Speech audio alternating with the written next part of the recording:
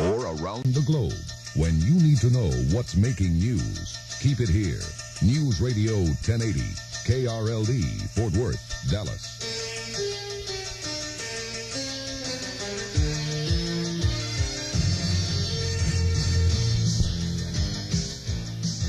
The rock and blues world is mourning the loss of arguably the greatest guitarist in the world. Dallas native Stevie Ray Vaughan was killed in a helicopter crash early this morning near Milwaukee, Wisconsin. KRLD's Frank Welch has this special report.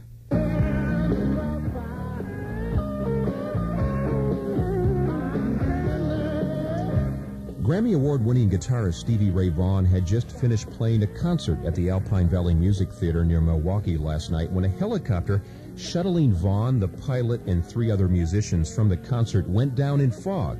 There were no survivors. Rock legend Eric Clapton played the same concert but was not aboard the helicopter. Stevie Ray Vaughan grew up in Oak Cliff and attended Kimball High. His roots and many of his fans are Texan, so when it was confirmed Vaughan was among the dead this morning, word spread like wildfire through the Dallas music community.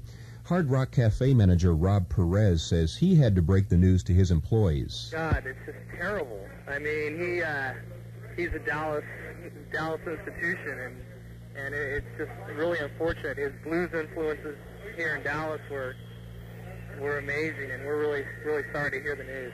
Something about the Hard Rock, when you start working here, you just get really into music. And I just told everybody, and everybody's like, no, I don't believe it. I don't believe it. It's terrible. Perez says employees of the Hard Rock, somewhat of a rock museum, will wear black armbands today. How big was Vaughan? Well, he has been considered the premier blues guitarist in the world. He was held in awe by such legends as Clapton himself, David Bowie, the Rolling Stones' Keith Richards. He was simply the best in his field. Stevie Ray Vaughan joined several other rock stars who died in aircraft accidents as their careers peaked. The list is long. Otis Redding, Jim Croce, Buddy Holly, members of the band Leonard Skinner, and even country star Jim Reeves.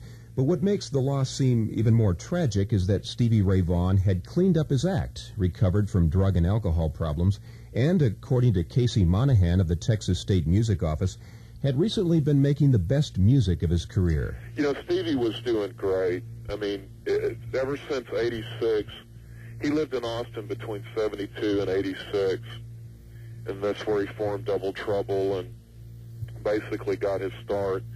And he went into recovery for alcohol and drug addiction around late 86. And ever since then, I mean, he was great back then, but I mean, he was just fearless now, you know, ever since he went into recovery. And he helped so many people as far as saying, you know, it doesn't make any difference what line of work you're in. If you have a chemical addiction problem, you can conquer it. Although he spent his youth in Dallas, Stevie Ray and his brother, musician Jimmy Vaughan, moved to Austin in the 1970s and became an integral part of the Austin music scene. Stoney Burns, publisher of the music magazine Buddy, remembers seeing Stevie playing for the first time in his brother's band. I was just amazed because he was just a teenager and he was so good. Of course, at that time he wasn't taking long solos like he does now, but he fit so well into the group that he was just really good. Another irony in Vaughan's sudden death, he had just recorded an album with his brother titled Family Style, which was to be released next month. Federal investigators are looking into the helicopter crash in Wisconsin. There was fog reported at the time. Funeral arrangements are incomplete. However, a candlelight vigil is scheduled for tonight in Austin, where Vaughan honed his craft and built his guitarist legend. Stevie Ray Vaughan, dead at 35. I'm Frank Welch, News Radio 1080, KRLD.